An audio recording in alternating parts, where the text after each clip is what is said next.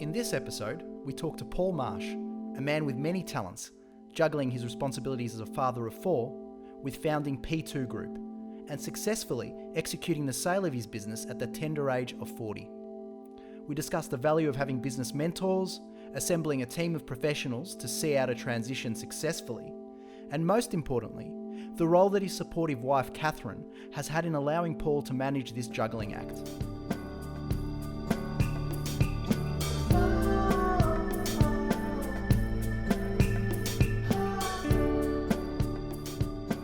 So how you doing anyway? Like, how's everything going for you at the moment, just generally?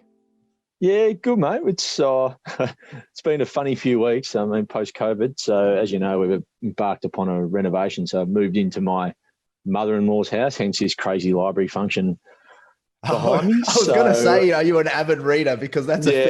I mean, there's a few books to get through here. A lot of Bibles, which is interesting. Okay. Good. So a fair bit, just moving six of us into. So it'll be good for my mother-in-law because getting four grandkids piling into the house. So far so good. And my son, I'm not sure if I've spoken to him since then. The day out of lockdown, good old Will was in a skate bowl at the park, and he's had a tumble and torn the patella tendon off his bone. So the day we come out of lockdown, there's an operation. He's in a leg brace for 8 weeks. So apart from that, it's going well, mate. Yeah, the trials and tribulations of having 4 children. But obviously, for your mother-in-law, she's gone from pure lockdown with seeing no one to having all the kids and the family together. It must be crazy for her.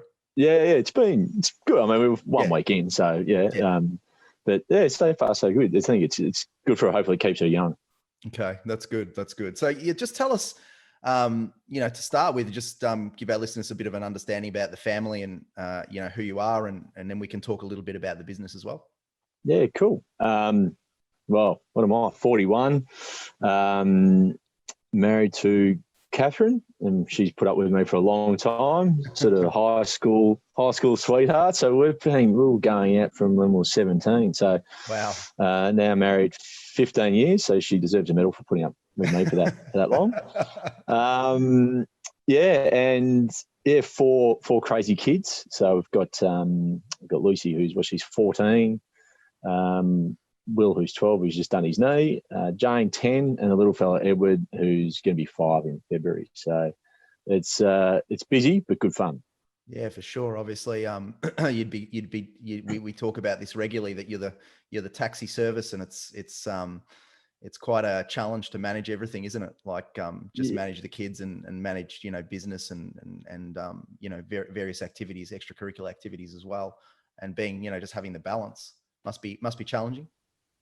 It's been, particularly 2020 has been an interesting one. So all that's just gone. So no taxi driving, and sport and music starting to fire up again. So it's been nice to actually not have to run around, and I've quite enjoyed the lockdown and more family time. It's been good for us. But at the same time, you actually realise that a fair chunk of your social life is associated to the kids when you're watching footy or cricket or music concert or whatever, because the kids are the same age and you're mates with the parents. So it's funny, it becomes your new social life, driving the kids everywhere as well. So it's busy, but I wouldn't have it any other way.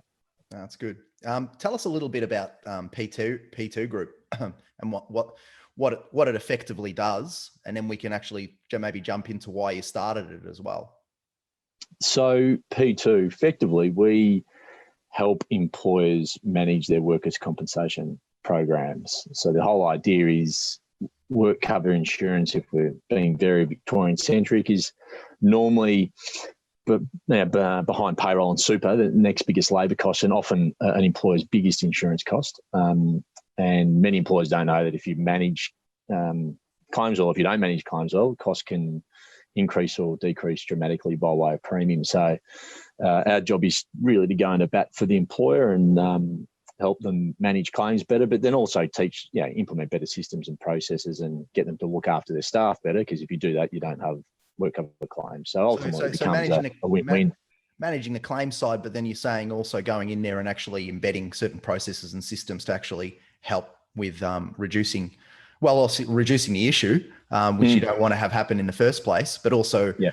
improving the cost effectiveness for the employer. So is that sort of bang on. And it's probably never been more apparent in COVID that sure a good employer doesn't discriminate between work-related and non-work-related issues. So you look at the mental health increases in COVID, which has been dramatic, that good employers will help their staff, whether or not it's a work-related physical or mental condition or not. And there's a genuine return on investment if you do that, because you'll significantly minimise work cover claims and costs. But yeah, it just creates a better workforce culture as well. So it's a win-win. So the employees get looked after better. If you do that, you don't have any work cover issues. You'd appreciate that, for most, sort of thinking about the mental health issues and, building processes into, businesses seems a bit obscure in the way that it might work. Do you have any insight as to how it sort of looks like from the point of view of, building in, adequate processes and systems to mitigate, or not mitigate, but to ensure that there's, support around that sort of mental health aspect? Yeah, good question. I think we do. I think employers overcomplicate it. Okay. And if you're going to set a process up to assist your employees, in many respects, if we're going to embed a program, you've got to almost view it as you treat someone the same as you would with a physical injury. So the key to success for an employer is ultimately having a good management team that can pick up the early warning signs that somebody's struggling. So we spend a fair bit of time educating managers and executive management teams around that. So then if you can pick up that somebody's struggling, intervene early, that's great. And what that intervention looks like, who knows? It could be a wide range of different things. It could be some flexible working arrangements. It could be EAP services. It could be far-flung things, but it's no different to somebody coming in with a broken leg and, let's give them some seated duties for a while and look after them. So it's more around, I think, managers sometimes get uncomfortable having what could be deemed a difficult conversation, so they don't have the conversation at all. Sure, that makes sense. So it's like, are you okay? It should be, are you okay every day sort of thing. So It's really just empowering them to have the confidence to have a conversation with their team members, and don't be afraid of doing it. If you don't ask any questions, it often causes more damage than actually asking the wrong question. Yeah, that makes sense. Absolutely makes sense. So it seems to be an interesting business in that it's not something that I've really heard of others doing. So tell us a little bit about why you actually started it and what was the what was the background behind it. You fall into these things sometimes, Joe, don't you? Yeah, yeah, that's true. I'm an occupational therapist by trade, so I fell into that. Like, didn't know much about it. Went through year 12, got the marks, didn't think I'd get the marks at the end to it, and studied it, and here we are. So straight out of uni, I worked for what you call an approved occupational rehab provider. So there's a bunch of companies approved by different workers' compensation regulators around Australia, and the insurance companies, when there's a claim, will refer an injured employee to you, and your job is to help them and the employer get that person back to work in a safe manner. And I did that for about 5 years, and then interestingly met my current business partner, who was ex-IT and also fell into the workers' comp. Initially, we didn't click because we met each other at a mutual client. We both had a supporter, and we felt like we were treading on each other's toes. One thing led to another. We had a coffee and thought, hang on, I sort of bring the healthcare model, he brings the consulting model, and then realised that the current system is pretty broken. Yep. And the gap was doing that rehab type provider role, but getting engaged directly by the employer, so you can get ahead of the system and ahead of time. And if you jump in early, the employees are better off because you're helping them out quicker, but the costs dramatically reduce, and the systems themselves around Australia, not just a Victorian one, are all broken and clunky. So if the employer is paying our bill directly, and we can justify the return on investment by way of a reduction in premium, everyone wins. So that was the model, and that's how we, I guess, disrupted the system, particularly in Victoria, on really cutting out a lot of the muck that goes around it and going straight to the employer and engaging with them. Do you feel like that just actually going through this and changing the way things have been done historically were there any obstacles involved in that? Were there any challenges, or were there any individuals or other companies that were sort of standing in the way of the progress that you could see you wanted to make with this business? Yes and no. I guess part of it was more so around convincing the first few clients to really take a punt on us. And you pitch the business case. And I remember a very first client, 3 years in, we ran a refresher session with the executive management team, and he actually got up, the CFO, and said, our work cover premium was that out of control. We had to do something. I didn't believe these two, but they pitched a great business case, and here we are today, and they've proven me wrong. So it was more around convincing the employers to have a go. Yeah, the insurance companies and our pseudo competitors, I guess, the OC rehab providers, saying, well, you can't do that. You need to run it through the system. You don't, as long as we're doing things lawfully and legally and within the parameters of the various legislations, we can do what we want, and we're getting better outcomes. So if the employees are getting looked after better and the employers are saving some dollars along the way, it's snowballed from there. So it was more so early doors, before we didn't have a reputation, just convincing clients to part with some cash and back us in. Okay. Do you think there have been times I'll actually go a different route. I was thinking about your business partner James and yourself, and clearly there's some synergies there. As you sort of said, the first time we kind of met, we weren't really sure of each other, but the second time it seems like it was love at second sight. So, tell me a little bit about the dynamic and how it worked for you. Whilst you worked with James over the period of P2. Yeah, it was sort of work. The reason why it worked is because we're different. Very, very different. So he's ex-IT, very analytical, the data man. I'm in many respects, don't ask me how I got there, as long as I get the outcome. So a bit of yin and yang, and you need both in a business. So there's stuff that he's really good at that I'm horrible at, and vice versa. So it really helped on being able to, different clients would click with each of us, but you could also, when you're building a business, one of us would have an idea and the other person's coming from the complete opposite direction. So it was always great to get different views of the world. So we're different in age. He's about 12 years older than me too. So again, that worked to our advantage, because when we started this, if I'm pitching to a 55-year-old managing director and I'm 29 years old, it makes it hard. So whereas there was some other businesses I could click a bit better because of my age. So I guess having a business partner that A, we get on great and have a ball together, and but B, I think, and it wasn't by design, it was just our natural styles and who we are. The fact that we're really different became a real strength of the business.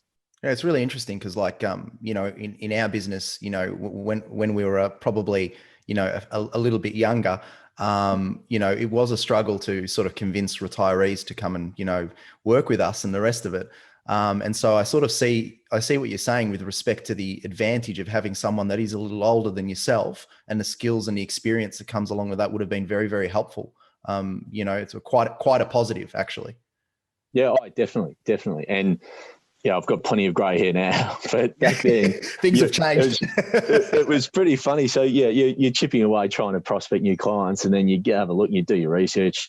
And I'd say, hey, the owner of this business is old. He's got heaps of grey hair. I don't think you can. You don't think you can send me, and you go in. You've got the grey hair, mate. So it does work, but we'd often write shotgun too. It sales pitches to get the client on board, and again that was good because we're different. One of us would always find an angle that we'd click with that client, and it took us a long time to actually not go out together because we just got, eventually when you get big enough, you couldn't be everyone everything to everyone. But early days we would pitch to clients together because one of us always forgets something or ask the wrong question. We needed to ask the right question, and one of us would find the angle because we're thinking about it differently. Did you ever have any conversations, really tough conversations around whether or not this is going to work out or not? Um, oh no, nothing too crazy. Like for me, Joe, it sounds bizarre. I think people look at risk often in the wrong way. People say, you go and starting your business. And it was risky because I quit my job 6 weeks before I got married. So I do think my father-in-law looked at me a bit funny going, what the hell are you doing with my daughter and starting a business straight away? Fair enough too. Yeah, I'd probably ask the same question. But for me, I'd sort of capped out where I was getting in terms of financials and pay in my previous job. And it was a good job. And I was, what was I, God, 25, 26. But I was actually cruising as well. And it was too easy, which is dangerous at that age. So I needed I needed a new challenge. But as a healthcare professional, in reality, you cap out your earnings pretty quickly. So if you're in public health, you're controlled. If you're working with someone else, it is. So if I wanted to support the family, and we were fairly certain that we wanted to have one of us stay at home when we had kids. So part of the gig was that we needed an income from one of us big enough to be able to do that. So it was actually relatively risk-free starting business because I thought, well, if it all blows up, I can just go back and get another job. And it wasn't a massive investment first up. It was just a significant drop in income for a while until we built that up. But the tough decisions, it was the smartest thing we ever did was get a business mentor. And I hate the business coach thing. I just don't like it. It does my head in. But we used to call him, this guy, Kurt. He was another grey-haired fella. Smartest thing we did. He was our independent chairman. So what we would do is initially met with him weekly and he got out to monthly and worked with him for years. So effectively, he would write our asses every month like a school principal would. Mm-hmm. And if James and I ever had a difference of opinion, we would bounce it off him and he was the mediator. No, not mediator, it's not the right term, but whatever he suggested, we went with. So no one got their nose out of joint. So any difficult decision or hurdle, we were lucky enough to have this bloke who'd been there, done that. And as a result, it always protects the business relationship we have because no one got their nose out of joint. No one got pissed off. We just, whatever Kurt said, we did. We've had this conversation before whereby, we talked about the fact that James and I as well at periods of time in the business where we're going like, what are we doing and where are we going here? And we need to get people that are better than us in certain areas to help us. And then, we had a business coach come in who was from a military background and just actually really transformed our view on the way to run a business. What was the kind of point for you guys where you actually thought, oh, look, we actually need some assistance here. Let's bring someone on board that could really ride us, for want of a better term. Yeah, I mean, deep down, I always thought it was a smart move and I wanted something like that, but you sort of both need to want it. And it was interesting, the intro came from our business accountants and we, starting out, we were able to sublease some office space out of them. So we know our accountants really well, business accountants. And Kurt was one of their clients and he was semi-retired, he'd done his thing, he's coming back and setting up this little sort of business mentor / coaching gig on the side. So they made an intro and he actually interviewed us separately, which was fascinating because he asked us a range of questions and we gave him the same answers and he said, great, this will work. And James and I said, let's dip our toe in the water. And one thing led to the next and I reckon we worked with him for at least 7 or 8 years. Yeah, wow. Yeah. Did it change the dynamic in terms of the way you and James communicated as well? Was it helpful in having someone there to be able to kind of maybe have conversations that you and James maybe didn't always have, just in case you didn't want to affect the relationship or anything like that? Oh, definitely. And it wasn't anything that we wanted to avoid, but as when you've got a business partner who's your brother, so it's different again. But I don't think as business partners you really ask each other the hard questions. I think often we shirk it. So this guy Kurt would effectively, I think we're paying him to do that, and obviously get other advice along the way. But he would ask those tough questions of us, and if one of us needed to kick up the arse, it was him. Doing it to protect that relationship in many respects. I agree, because some of the beauty of like a really close relationship that you have with your business partner is that you know what's going on in their family life. You know what's going on for them. So you'll give them allowances. And certainly, Yeah. you know, I'm going to say this, that James has been great for me because my James, that is, Yeah. and not your James, my brother has been great for me because he knows what's going on in my background. So if there's ever a slow productivity, he sort of just lets things sort of slide. But then on occasion, I've thought to myself, well, one of the disadvantages of working with, you know, your brother who does do that is that maybe I do need to kick up the ass every now and then. And is that what you're kind of getting at? Yeah, pretty much. Yeah. I mean, there was also, I mean, it was a fair chunk of it was that and holding us accountable. So, we've got to update the business plan, or what's our new sales and marketing strategy. We've got a new idea. What's the drop dead date and execute it? And he would hold us accountable on that. Definitely on the difficult conversation about someone needs a bit of a rocket. That was his role. But the other thing he was really good at was driving us on new business and where that's at. And if it's a dead lead, drop it. Don't flog a dead horse, or you're going about it the wrong way. You're not asking enough questions. You keep telling them, ask more questions, et cetera, et cetera. So he was really good on the new business side of things as well. Oh, that's great. And so I imagine, once you employed him and you went through the process of having him as an accountability partner effectively, and you were sort of maturing and aging yourself in the role. Where was the time where you felt you were hitting your straps the most? Oh, probably GFC time. It was, which is interesting. So as soon as the economy started to bonk a bit, we launched in many respects. So around that time, I think we made the BRW Fast 100. So we grew pretty quickly. And we're a small business, so growing quickly when you're a small business is great, but it's not that hard once it starts clicking. So it was around then, and you think during a GFC, albeit Australia was relatively protected from it, we found that every business wanted to find a way of reducing costs, and they were prepared to invest in our service offering because we could demonstrate a significant return on investment. So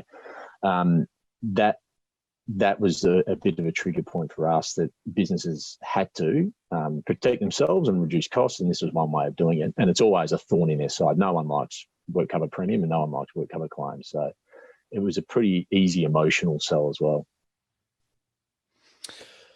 So a bit of a change of topic. We think about, the fact that you're all about improving the business processes to help people, employers with better health outcomes and so on.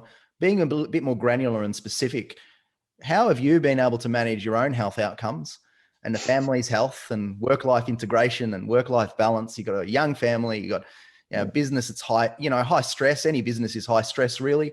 Lots of hours that you need to work. How have you been able to manage that? I mean, I look from afar and marvel really at your ability to be able to, deal with all of these particular components. And when I say you and Catherine, really tight team on that front. So could you just maybe give us a bit of an understanding of how you've made it work?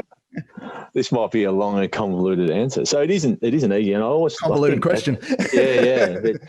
And what I think COVID's taught us something about work-life balance too, that I don't know if it's the right term, because everyone's I'm still working from home, so sure.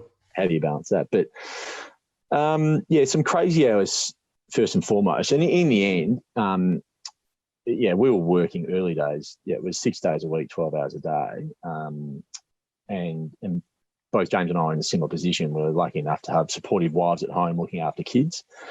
If I didn't have that, it would have been a really, really difficult thing. I mean, Catherine was putting up with long hours, etc. So there was a bit of that. And in that time, I found exercise for me was really important. So I was doing a heap of running, which sometimes I'd shoot myself in the foot because I'd tire myself out. But it was a really good stress release.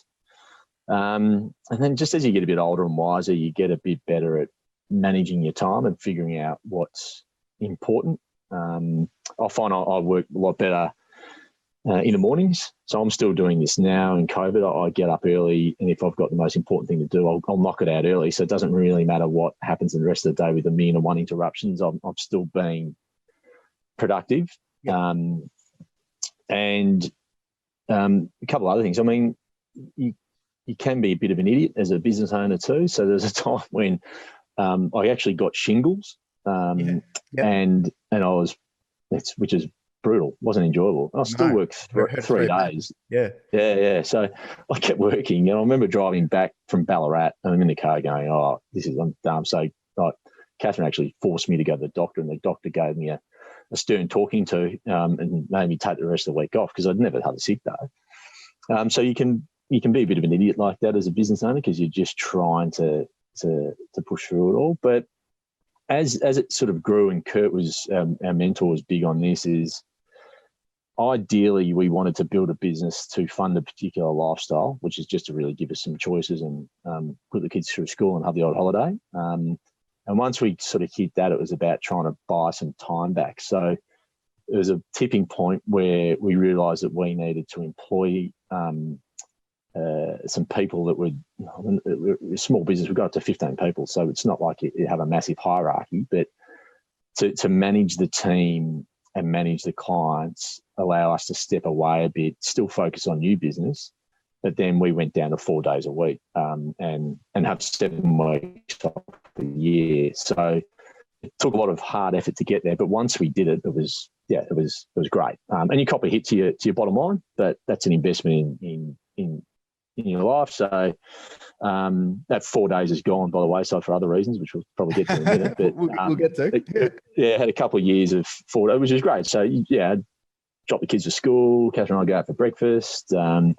Sort of giving her a day that I'm around, or she can do something for herself. And then 7 weeks off a year is great because take every Christmas off and get away with the kids. So we're big on that, and that was great. This is precisely why I wanted to get you on, because I remember you doing this, and I remember having a conversation with you about a similar idea that I wanted to do that by the time I cracked my 40s, and I'm 39 now, so it's getting very close. But, it's interesting because seemingly, business owners will often get very addicted to their work, and often because they're in the pursuit of, financial success and all the rest of it. It's interesting that you've said, well, there's a sort of limitation on the financial side of things. We actually want to take our bonuses in time. Can you talk me around what's the thought process around it?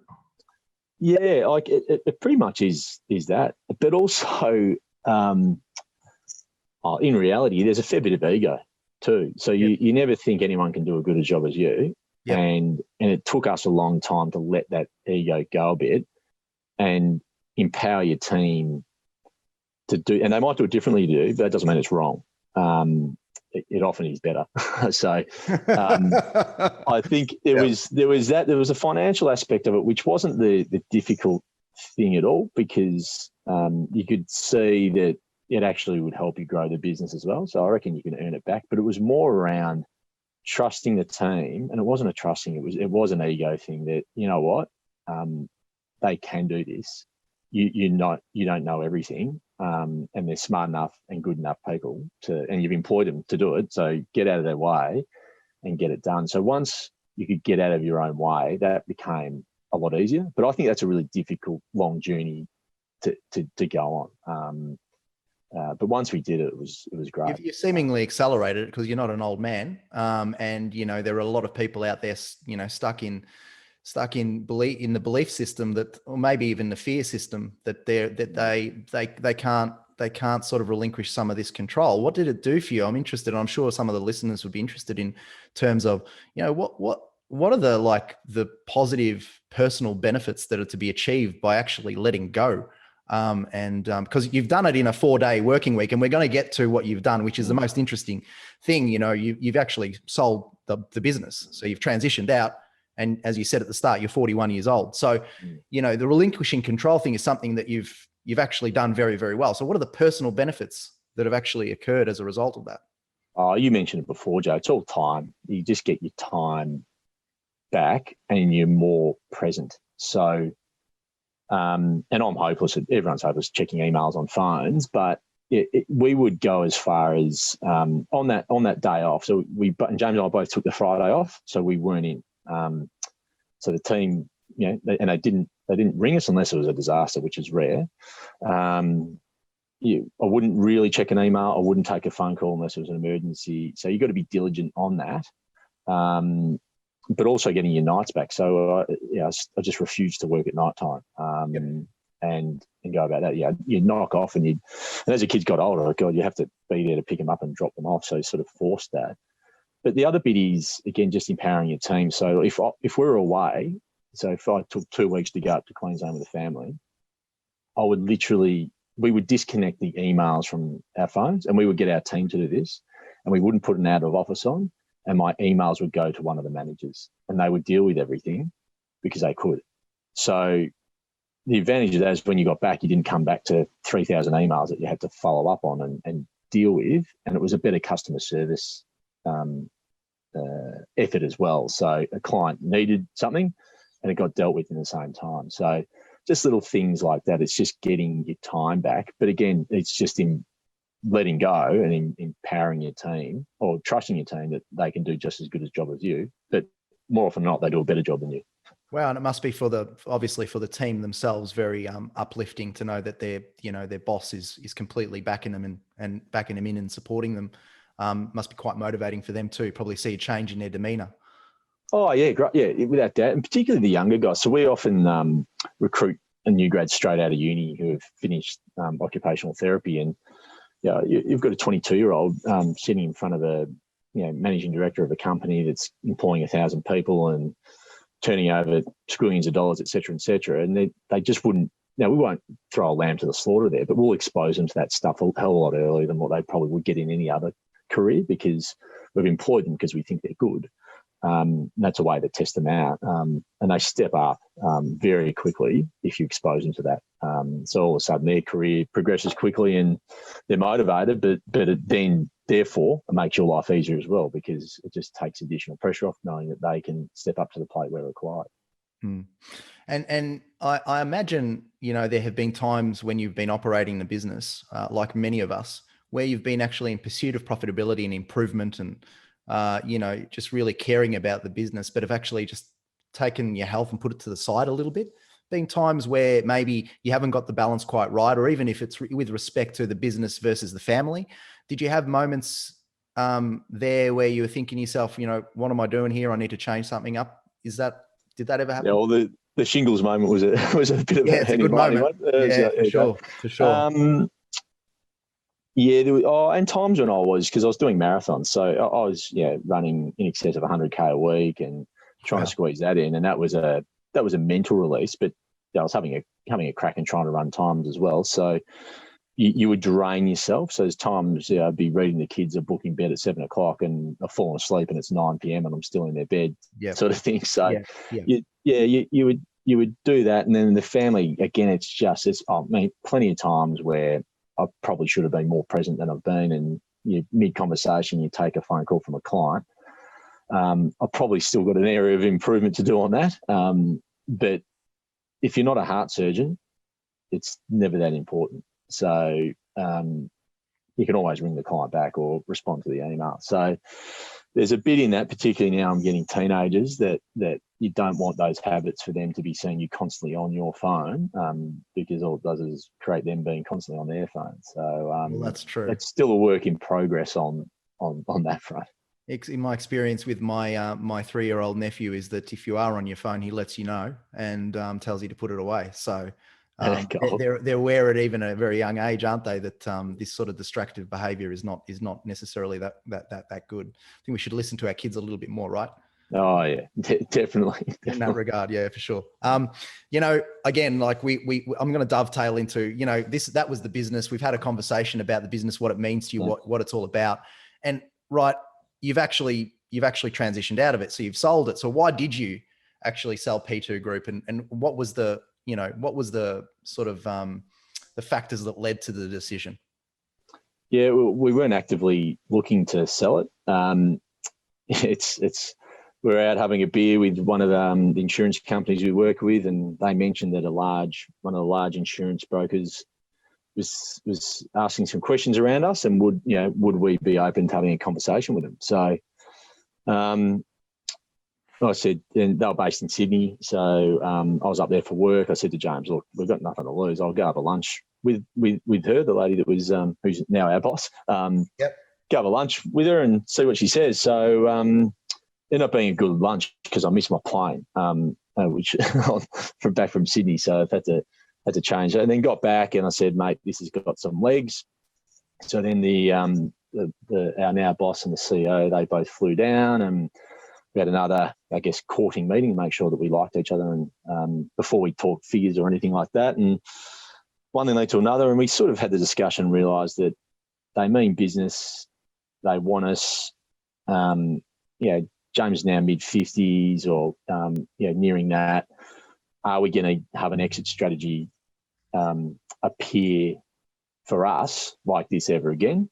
So there was that, but also there was the fact that we're a very Victorian-centric business. We had gone back to the lifestyle that we'd had, and which is great and fine. Almost felt like we needed a new challenge. And part of the appeal of this was to be able to replicate a successful model that we've got in Victoria and do that nationally because they've got a national footprint. So that was great because we could. A great opportunity. It was a great opportunity. Yeah. So we could impact more businesses, have a positive impact on more employees because we could do it nationally. And to be honest, for us to do that ourselves would require us going back to 6 days a week, 12-hour days again, and I just didn't have that in me. So it was a great chance to be able to do that and give ourselves yet a fresh challenge and something a bit exciting. So it wasn't an easy decision, but it just gradually meandered along. And 14 June last year, we signed on the dotted line, and now I've got a boss for the first time in. Well, you always got your wife, but for the first time in God knows how long. So, and working for a large corporate, and I've never worked for a large corporate. So it's been a crazy whirlwind couple of years, but it's been a really good learning experience. How do you mentally process that? I mean, I heard you at the start, you quit your job at the start to actually start the business. It's a big change in and of itself, taking the risk. You then actually have a very young family, for 4 kids and Catherine as well, looking after them. How do you as a family, make that decision and sleep well at night? How do you, what were the things that were stressing you the most about it? Because it's clearly a monumental decision. It's not something that's easy. I mean, the dollars have to stack up. So if you're not going to get an income, so it's got to be hard. It's got to be good enough to be able to walk away. Sure. So from a financial security point of view, you felt like you needed to make sure that it was a proper sense to your family, obviously. Yeah. And I wouldn't even put 50-50 on it. Like the finances is one thing, but I just did feel like, and this is me, I can only speak for me personally. I just felt like I needed to do something different as well. We've been doing it for a while, and this just ticked a lot of those boxes of, effectively, I haven't had too many careers in this day and age. People change careers all the time. So this is in many respects, a low risk way of trying something different because I'm taking the chips off the table and jumping in with these guys and going about it that way. So I reckon a fair chunk of it for me was a mental change and a new challenge. And so, I'm lucky enough that I've got a wife that will back me in on that sort of decision making. Yeah, she asked plenty of questions about, do you really want to do this?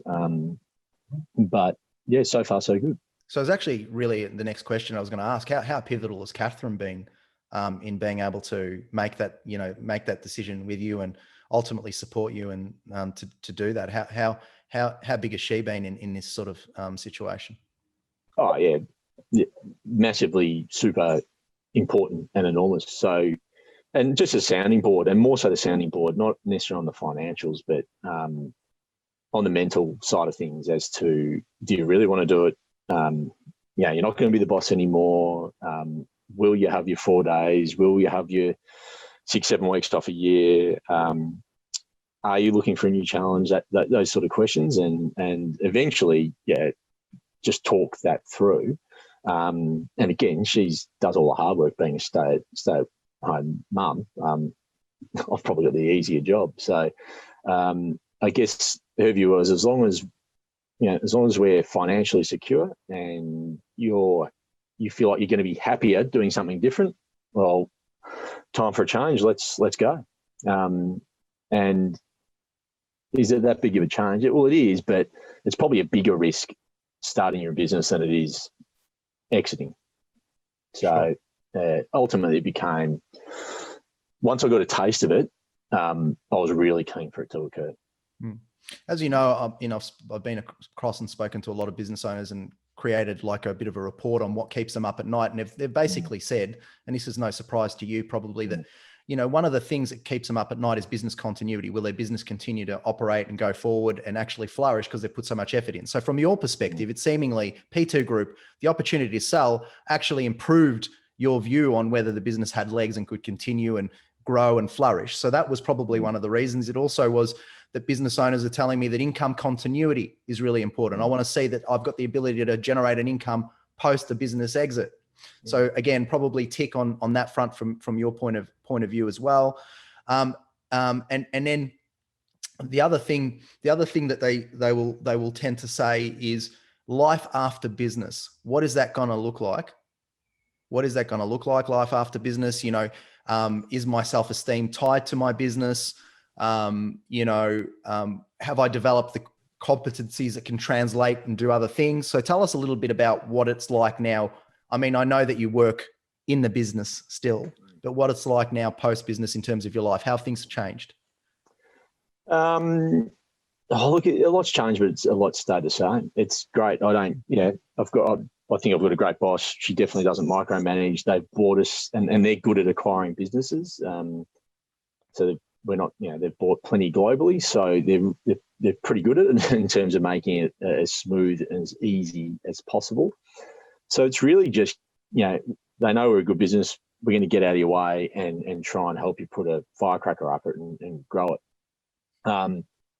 So the challenges have probably been a few of our staff like the smaller business, and we're like a little family in there. So there's a few that once we jump ship and we're embedded into a large international insurance broker, they've said this is not for me, and they've gone, and that's probably that.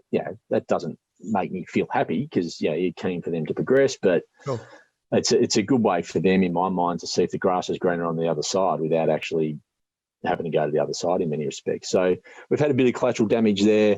And look, in reality, we've got targets to hit and you have to pedal pretty hard to do that. So the 4 days is gone. So, but that's what we signed up for. That's what we knew we were going to do. And coupled with that, the COVID stuff, no one predicts a pandemic. So that's just added layers of complexity and challenges, but that's done that for everyone. So in reality, Joe, not much has changed a great deal. So you look at everyone's job, 80-20 rule or 90-10 rule. 90% of your job you love, and there's 10% that does your head in. Could be admin or whatever it may be. It's the same here. It's probably just a slightly different 10%.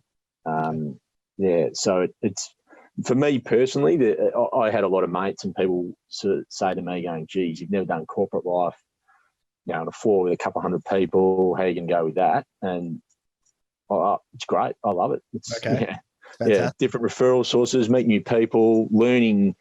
I don't know anything about general insurance, but you've got to quickly pick that up because you can cross-sell and work with general insurance brokers. So learning enough of that lingo and just doing more stuff interstate as well and trying to learn those different state-based systems and collaborating as a national team. So there's been a lot of fun with that sort of stuff too.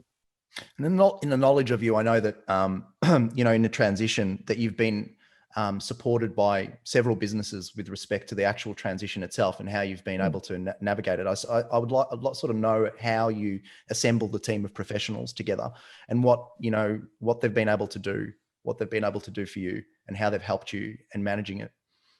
Yeah. So, I mean, firstly, we've got, we had our business accountants who we bounced it off first, and I've got my own personal accountant for my personal affairs. So we get them involved. Obviously, bouncing off you and James as well, going, guys, we've got this on the horizon because there's a fair bit of financial planning that goes on with that. And right. So there's navigation of, trying to not avoid capital gains tax, but there's ways of trying to get the best, reduce it legitimately. trying to get the best outcome financially for us. So there's all that, but in terms of the negotiation and duking out, so to speak, it's funny. There's not a huge amount of that, but we spoke to a couple of advisors who do mergers and acquisitions and help people out with that. And so I engaged a fellow, James, and you went to school with actually, and but we tested a few different people, and a mate of mine who does his stuff that we didn't go with, he asked me who I went with and told him the guy's name, and he said, yeah, great, you're in good hands there. So in reality, it was just he was probably the main go-to person just with dealing with the minutiae and the details, and obviously lawyers get involved. But in reality, it's Gallagher who's acquired us. Their merger and acquisition guy was great. He just said, we don't stuff you around here. We're putting our best foot forward. We buy businesses all the time. There's not going to be much room for negotiation because when we are going to put our best foot forward, you'll be able to negotiate on a few items and these will be it. And they were true to their word. It was, a relatively straightforward process. I say that now. It probably felt like it went on forever and bits and pieces, but aside from a lot of due diligence and information they want, it's actually a fairly streamlined, simple process. Would you have done something differently if you had your time over again? You've always got to have some learnings. I think a big learning collectively is there are international insurance brokers that buy insurance brokers who work on renewal income, and we're not that. We sell time. We're more like a lawyer or accountant. Mm-hmm. So it's a different, and we employ healthcare professionals. So we're putting a bunch of healthcare professionals in a floor with insurance brokers. So it's a big change there. So I think not so much from a deal perspective, but more from an integration perspective. I think we both parties got some learnings out of that, but that's part of it, isn't it? That you've got to, they've acquired a business that's slightly different and sits outside their normal scope, and with that comes its own challenges. So that'd probably be the integration stuff. If anything, I would have done a bit differently, but it's good learnings for everyone out of it anyway. That's cool. All right. Well, what about the kids? Obviously, do they feel a change in dad now? Is there a bit of a difference? What do you think tangibly has changed for the kids? Has there been anything as a result of it? I think it's funny that I've got a boss. Maybe I should ask them. Bring boss them is on. ringing. Yeah, thank God they're back at school, mate. That's a hard question. I think they've probably seen me work a bit harder. If I'm honest. But the other cool thing about the reason why it's a hard question to answer is because I've actually been working with them nearly all year. Like they've been homeschooled. I'm on Catherine's turf. I'm at home working away. So they hear the phone calls. They ask questions around that, which is interesting. You've got to check yourself sometimes.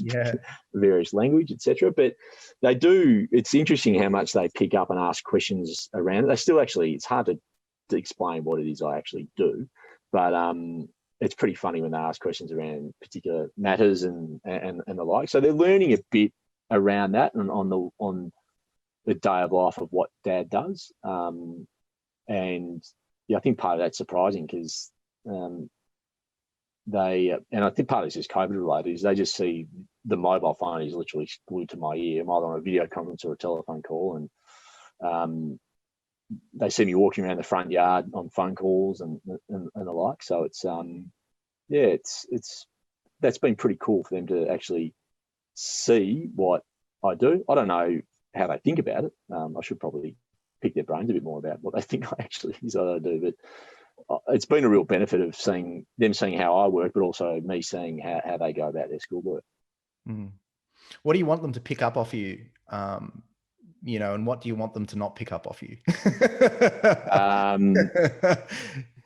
Sometimes my language might be on complex, so they can leave that. Yeah, sure.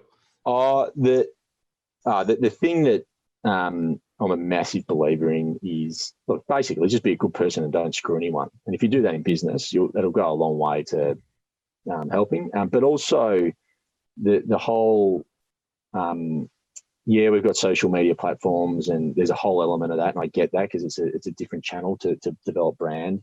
but there's a massive.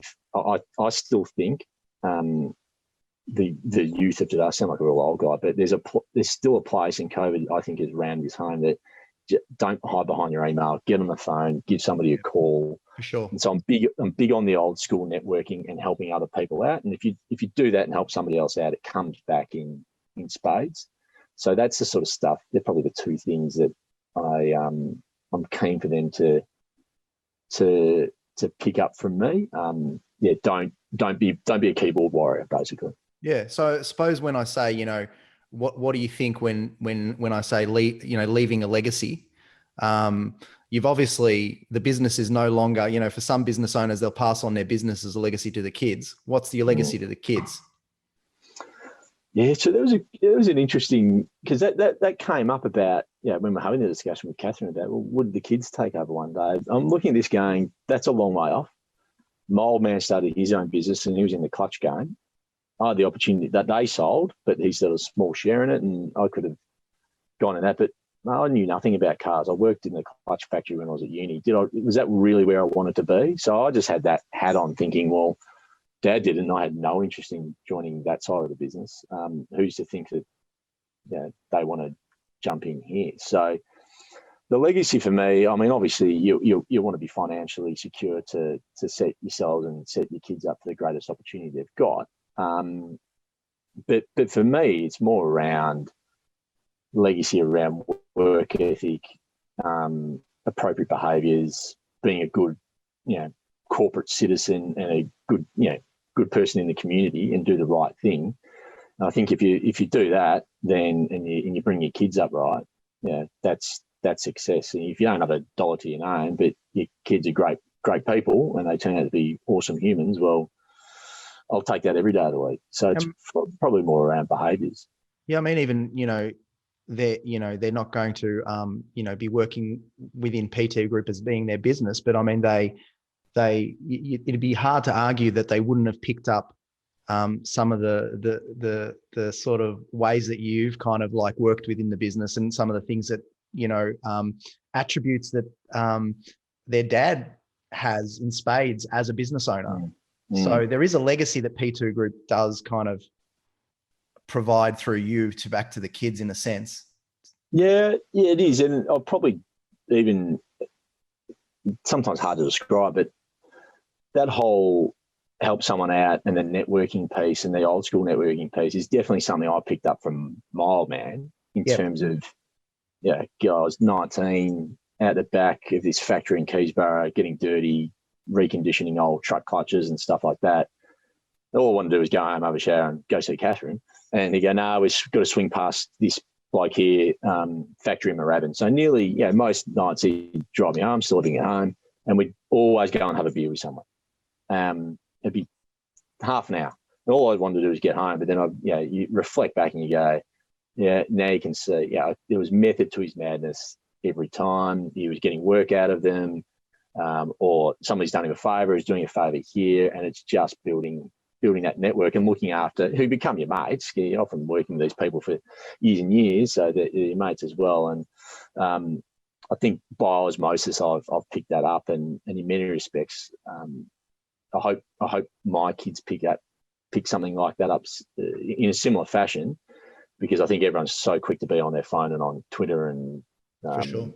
Instagram and all that. And I reckon the old school still has a place. So how do you define your success, Paul? Oh, God, that's a good question. Probably, success is, for me, it's all around family. Don't get me wrong, dollars are important because you want opportunity, but got a great wife, happily married, wonderful kids. Kids are great. Like the real test, them homeschooling away from their mates in COVID, really hammered home that we've done the right thing as parents. And I think there's a real, particularly, Catherine giving up a career to sort of, cop a bullet and be a stay-at-home mum for a fair chunk of, basically missed her 30s. I think it's paid back in spades, and that's an investment that you only see in your kids and you don't get a monetary return on it, but I think that's been the most important thing, and I think we're well on our path to success by way of that definition. So what's still to do? What keeps you up at night? I still got to make some money, mate. Still got private school fees to pay. So that is true. No, look, the first couple of years of, you don't just cash your chips in with a business. You've got targets to hit and that. So there's still, and COVID has rattled us a bit in terms of integrating, because we had grand plans as a national team to integrate, and we haven't been able to get on a plane or, I've only just caught up with my team face to face last week for the first time. So there's a fair bit of that to do, and to make that a success, and almost carry that legacy on, because it's funny. It's not that it didn't cut me up that we lose the P2 brand or anything like that, but that P2 legacy is still there, and if we can make this a really successful acquisition for ourselves and for Gallagher, that legacy remains and be a great news story. So, we really, the aim is to, 12 months' time that we're sitting back going, right, we've done our 2 years. It's been a success. We're still working in the business, and we're having a ball, and we've created a huge amount of career options for our team, because it's exposure to stuff that we were never going to be able to give them at P2. So there's still a lot of work to do. So it sounds like the motivation didn't die with the business transitioning. Oh, not at all. No, and I'm having a ball. It's great. It's just some of the cool things we've been able to do. Normally, we'd have a big opportunity in New South Wales that I'd fudge my way through because we don't know the system that great up there. But now I just flick it to the team up there. They nail it. We look great. Really collaborating across the nation, and meeting a bunch of really new, smart people, but really smart people who do some really good stuff, and learning from them. That's the fun part. So, and in reality, I think we've only just, now that I'm in this new national team, we've only just scratched the surface on that. And fast forward to next year, I think 2021 will be a ripping year. What's on the bucket list after the pandemic? We've just gone through the pandemic. Bucket list. I can't do this straight away, mate, but the US Masters started this morning, and I love my golf. So I won't be traveling to America anytime soon. I don't think you should. No. But it's funny, we knocked off a couple of buckets. Like we did, as you know, we've always wanted to do a Christmas in the UK. So luckily we did that last Christmas, and thank our lucky stars we were able to spend a month over there as a family, and that was awesome. So tick that off. It's the bucket list in many respects, Joe. What I'm hoping we do, and this, humans are generally idiots, and we go back to our normal habits. I do think we've really, for the most part, enjoyed the. It sounds bizarre, and I know a lot of people struggle, but we've, as a family, quite enjoyed the lockdown, and it's been great, and gone back to the simple things in life. The kids are on their bikes, we've given them a lot more independence, and the hustle and bustle and the rush of life disappeared for a fair while, and I'm hoping we can. We've got to go back to some sort of normality, but I don't want to go back to what it was. So I think the bucket list in many respects for the short term is just to take the learnings from COVID and drop the bad stuff of COVID, but hang on to the good things that we probably didn't see that were right in front of our eyes. So that, and play more golf would be good, and play better golf, I should say. And maybe go back to the footy once we're allowed. Yeah, but mate, the Bombers, who knows? It's a bit tragic for us, mate. It is. It's been a long time, hasn't it? Yeah. Now, your spirit animal. I hear that it won't be a dog. No, I'm not. Apparently, you're scared of dogs. Yeah, what's going on there? I don't like dogs, Joe. So. I was, and I'm not going to show you my hairy legs with a scar. But when I was 10 years old. So it was first. We knocked off school on a Friday for just before the 2 weeks holidays, and I was with a mate in the park, and I hit the cricket ball over the fence, and he boosted me to get the ball, and I didn't see the dog. I actually said to my mate, "Joe, I hope there's another dog here," and I jumped down, and this thing came out of nowhere and mauled my leg. So I got 20 stitches in there. You are kidding. As a 10-year-old. So I'm I'm a lot better with dogs than I once was, but I don't think I'll ever fully recover. So the kids keep handing me a pet dog. But so anything half, and I do get agitated actually. If I go to the park and there's some Rottweiler not on a leash, I'm getting the kids and I'm out of there, and I give the owner a spray. It just does me in. All right. There you go. That must be difficult in this day and age because dogs are everywhere and they're always off lead. Yeah, I'm okay with a lab. Like, they don't scare me, so I've moved on from them. But so dog definitely not my spirit animal, Joe. But what is it then? What is it if you're gonna? I'd probably go a thoroughbred. Thoroughbred. Not that I'm a big punter, but I do enjoy horse racing. They're beautiful animals and they're fast, and I'm not fast. I can run a long way, but not very quickly. Mm-hmm. And also the horses either sort of they can be on their own or they can be in a pack, and that's a bit like, I think COVID's made me realise that I'm okay at being a bit of a hermit from time to time. But I'm also love socialising. So I reckon the horses do a bit of that. They can happy on their own, but also throw them in a pack and they run amok. I wouldn't call you a sprinter either. I'd call you more of a guy over a longer journey. Yeah, definitely. So I want the sprinter. I love black caviar's muscle fibers, but I don't have it. So I'm definitely I'm more your Melbourne Cup horse that hopefully doesn't break down.